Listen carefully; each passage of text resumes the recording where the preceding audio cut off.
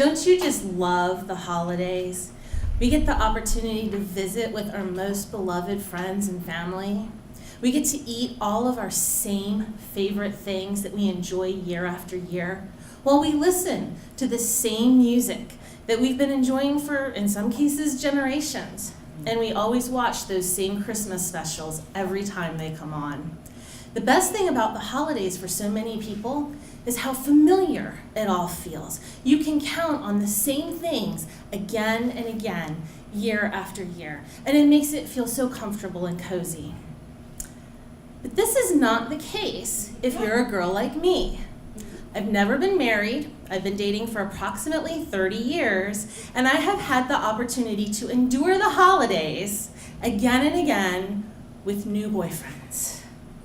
Navigating the holidays in a new relationship is a whole minefield of potential disaster just waiting around every corner. For example, do you invite him to the office Christmas party? Or do you wait until he invites you? How do you split up your time on the day of the actual holidays? And the gift. What kind of gift are you gonna get? Get a gift that is too inexpensive, and you risk offending him and telling him that you don't value him the same way that he values you. Get a gift that's too expensive and watch the fear flood over his expression as he quickly makes his exit. And then New Year's Eve. Do you go to your same old party with your same old friends? Or do you go to his party with his friends? Or do you try to go to both? How do you fit it all in? It's just a mess. So you can choose to weather the storm as best as you can, or you can take this little bit of advice that I learned one year with Stefan and dump him at Thanksgiving time. Poor Stefan. As it turns out, Stefan was supposed to be the rebound guy. Toward the end of my college career, I broke up with my boyfriend that I had been seeing for about 1.5 years, and I was ready for something completely different. Stefan was already in my group of friends. We had known each other for a number of years, and we enjoyed a lot of the same things. All he had to do to be the rebound guy was be completely different from the last guy. He needed to be fun, he needed to be romantic, and he needed to give me my space. Unfortunately, Stefan had some other ideas, and so the conversation would come around again and again, and he would be pushing me for exclusivity, and I would remind him, Stefan, you are a boyfriend. I want to see other people too. And he would say, but Catherine, I hope you make up your mind soon. So I would say, my mind is made up, I just told you. And the conversation would continue. But I had an ace up my sleeve. Stefan had not yet graduated from school, and he was attending film school up in Pittsburgh, Pennsylvania. So at the end of the summer, he was gonna leave. And that was gonna give me the space that I craved. We did see each other a couple of times throughout the school year. I went and visited him up at school. He came home once or twice to visit with his parents, and we got together at that point. And then he came home for Thanksgiving. And then the conversation ensued again. We were on our way out to dinner, and as he brought it up in the car, I suddenly looked ahead at the fact that Stefan was only gonna be home for 5 days for Thanksgiving, but he was gonna be home for 4 weeks at Christmas. That was just too much. And so I said, Stefan, look, this thing that we've been doing, I don't think it's working for me anymore. I think we need to end it here and just go back to being friends. Surprisingly, he said, okay. So I dropped him off at his parents' house. He hopped out of the car, went in the house, and I said, wow, I'm getting really, really good at this dumping thing. Because I have had some bad experiences with this. There's been tears, there's been yelling, and one really horrible time there was vomiting. And let me just tell you, it is so hard to make a getaway when he's heaving into the neighbor's recycling bin. But I had nothing more to offer at that point, so I left. But Stefan just went in the house and shut the door. So I thought things were good. The next day was Thanksgiving. Now, my family lives locally, so I planned to spend the entire day with them. But some of my friends had gotten together and decided to do an open house Thanksgiving, and everybody was welcome to drop by. If you had kids, bring them. If you had parents, bring them. Just bring everyone. Hang out for a while. And Stefan decided to go. And that's when I got the phone call. My friends called me and they said, "Hey, Catherine, you need to come get your boyfriend." I said, "Not my boyfriend. I don't have a boyfriend." They said, "Well, we got a little problem here. You see, Stefan has shown up and he's wearing a dress and fishnet stockings. And he won't come out of the basement." And I said, "Well, that sounds like a really interesting story for you. Happy Thanksgiving." Later, I found out he did actually leave the basement when some of the parents had left, and he felt under the cover of darkness that he could make his getaway. So fast forward a few years, and now I have started a relationship with Stuart. Like Stefan, Stuart was also in my group of friends. But at that time, I was not the one who was leaving the relationship. It was actually Stuart. Now, what I know of Stuart from a long time of being friends with him is he has only had 2 serious relationships throughout his entire dating career. He really enjoys that serial monogamy. And so when he and his girlfriend broke up, as his friend, I strongly encouraged him to really get out there and date a lot of different people and find out what he really is interested in. I actually helped him set up his online profile. And then after a couple of his online dates, we would talk about what he liked, what he didn't like, how he felt the date had gone. But he really wanted to date me.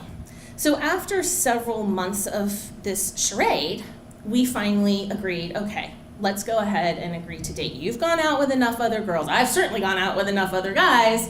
Let's go ahead and give this a shot. So we proceeded to date for a few months, and then Stuart got a fantastic job opportunity up in Cherry Hill, New Jersey. And of course, he had to take it. So we had a conversation, what do we do at this point? And we mutually agreed that we would try to make a go of it with the long distance relationship. And that worked out great for me because, again, I liked my space. So we worked out a system where I would go visit him 1 week out of the month, he would come visit me 1 week out of the month, and then we'd have 2 weekends at home to do whatever we wanted. Unfortunately, for those 2 weekends that he was on his own, he sulked. He was lonely, he was sad, he missed me, and this was not working out for me because I was still enjoying my life back at home, and I was not feeling the same way about him. And then things changed. Stuart found out through a mutual friend of theirs that his college girlfriend, Margaret, had recently also moved to the Cherry Hill, New Jersey area. And suddenly he had a friend. From then on, our conversations consisted of a lot of talk about what Margaret was doing. And that's not working for me either because conversation should be with me, about me and stuff I'm doing. So as things went on, I started to really dread these conversations, and I did not want to hear the name Margaret. I didn't care what she did. I didn't care where she was living. I didn't care about her dog. And I decided the best way to combat this was to infuse some romance into our relationship. So we were approaching the Thanksgiving time of year, and I knew he was going to be coming home for a long weekend to spend some time with his family and some time with me. So I concocted this very romantic vision of the 2 of us going to one of those cut-your-own Christmas tree places. We'd do the little hayride out on the farm. I'd be cute in my little hat and matching scarf. He'd be handsome in his sweater. Afterwards, we would sip cocoa. It was such a perfect holiday vision. And then I imagined us bringing it home in the living room and trimming the tree together, and how romantic that would be, and any thoughts of Margaret would be completely gone from his imagination. So in our next conversation, shortly before he was going to be coming down for Thanksgiving, I revealed to him my exciting plan, to which he said, "I don't want to do that. I just did that last week with Margaret." So I decided I don't need a man to help me decorate my house, and I went down the street to a little Christmas tree lot, And I bought trees there in years past by myself. This year was going to be no different. So I picked out a pretty looking tree and I had them wrap it up. And then I realized the first problem with my plan. You see, this year I had a brand new two-seater sports car, whereas last year I had my Jeep. There's no place in a little two-seater sports car to put the tree. So I had to pay for delivery, which was not something that I had planned to spend my money on.